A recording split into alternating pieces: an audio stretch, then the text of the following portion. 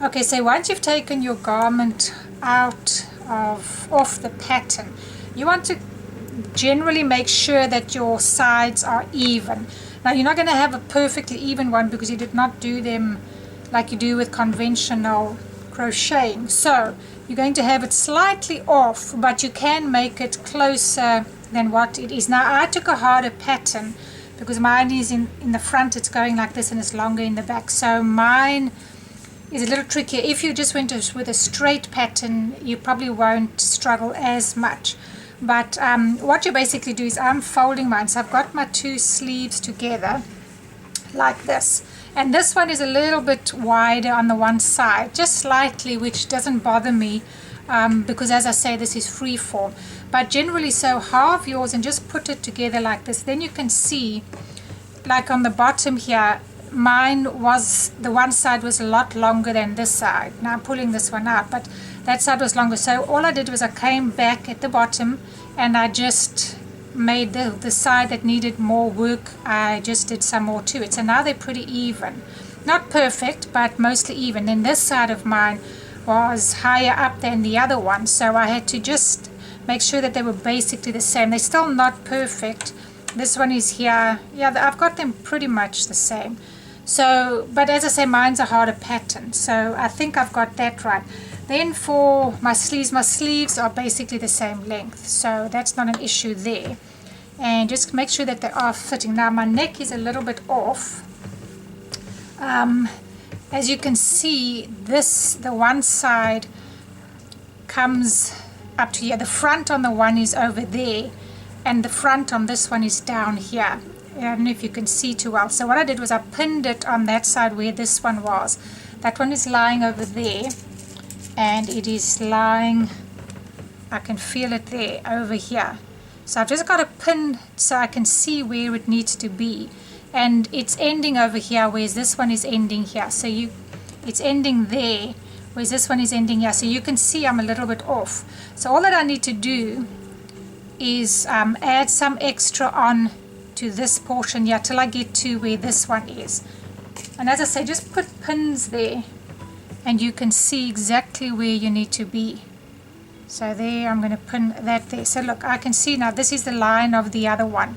And you always go up to the one that is the highest, because odds are you're not going to be able to unpick this because you went from this side down to there, to there, to there. So to unpick it, you're going to have to unpick everything. So you'd rather come up to where the other one is. And hopefully you didn't make it too small, but you shouldn't have.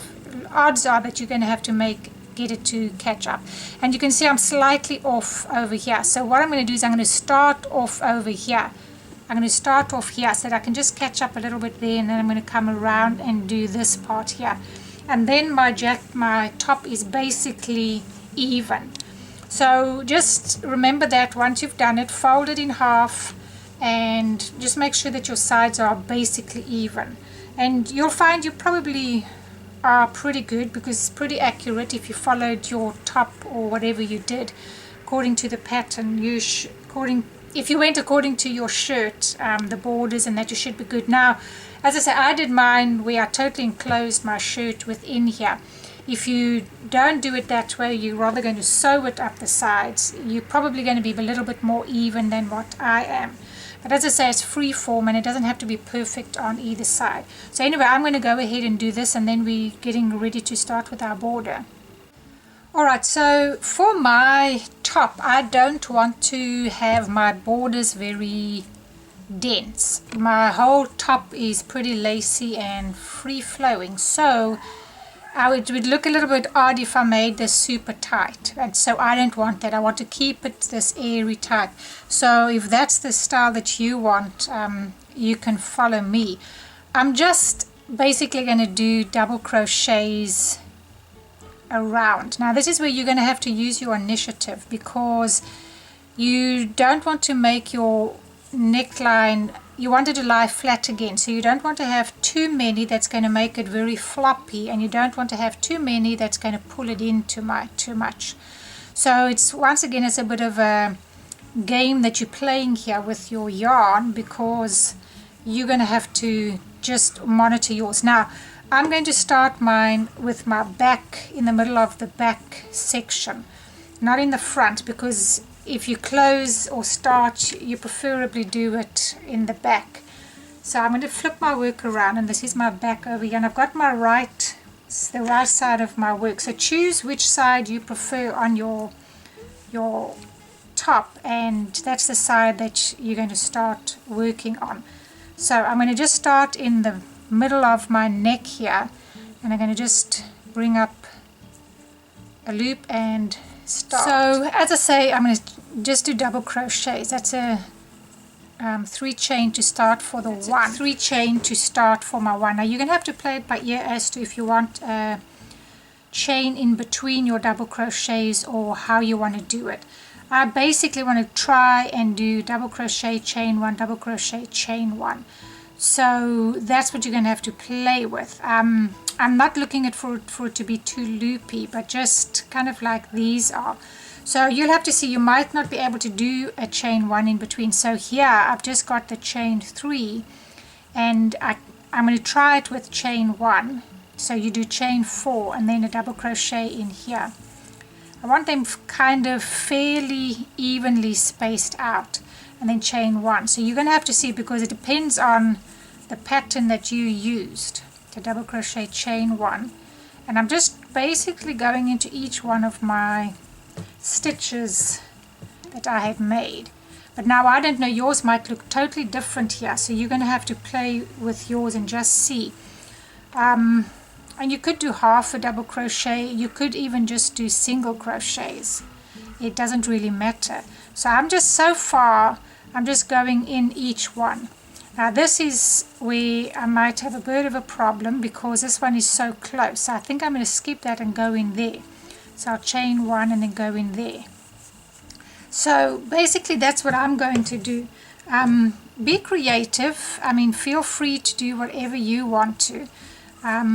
You know, as I say, I'm not sure how your pattern is lying at the top here. Same with me. I mean, I don't know what mine is doing as I go around here. But that's what I'm doing. I'm going to do chain 1 and a double crochet, so that I have that. And then when I come back, I'll show you what I do on the next row. But as long as it's lying flat. See, now this looks like it might be pulling in a little bit. So I might have to do either an extra double crochet. For example, I could have put one in here, or I need to do 2 double crochets in the same spot. Once again, it's free form. I'm trying to keep my border a little bit more uniform, but it doesn't matter. I mean, I can do this and now come up with a whole bunch of double crochets all together and then do this again. You know, it's up to you. So I'm going to keep going with my row, and then when I'm done, I'll show you. Alright, so I've done mine, and as you can see, mine is lying flat. It's pretty good. Now, I suggest you try yours on and see if you're happy with the way your neckline is. If you want it to come up higher, then do another row or whatever you prefer to do. But for me now, I think mine is good. I'm going to just finish mine off. What I did was join it onto that chain 3 that I had done over there. Now I'm going to, this is called reverse single crochet, or I think it's called crab stitch, I'm not too sure, but I'm just going to chain 1, and I'm just going to go backwards with a single crochet. So you just come backwards, bring up a loop, and go through 2. Now do it loosely. Now I'm going to probably be doing 2 in each of my stitches here, because it's going to make it a little tighter if you go with too few, and if I have too many, it's going to be too loose. Now I'm going to try this. If I find it's too heavy on my garment, I'm not going to do it. But that's one stitch that you can try. See, it gives you like a bit of a edging, a bit of a knotted edging. Otherwise you can just go ahead and do plain single crochet, or whichever you prefer. I'm trying this and experimenting and seeing now if this is going to work. And once again, if you have to do 3 in one place, that's also fine. That's not an issue. So all that you do is you going backwards. Instead of going forward, you go back. So I'm coming in here, and I'm bringing up a loop, and I'm going through both. Okay, so come in here, backwards, bring up a loop, and again. So come back here, and do it loosely. Go there, bring up a loop. Then I'm going into this one, backwards, bring up a loop and go through there. As I say, I'm not sure if this is going to be too heavy on my garment, but I think it will be alright. See, it just gives you this kind of a knotted look, and it finishes it off nice, and I think 2 in each one is going to be good. So I'm going to do that on mine, and then I'm going to meet you back, and I'm probably going to do the same thing on my sleeves, but I will show you how we do that.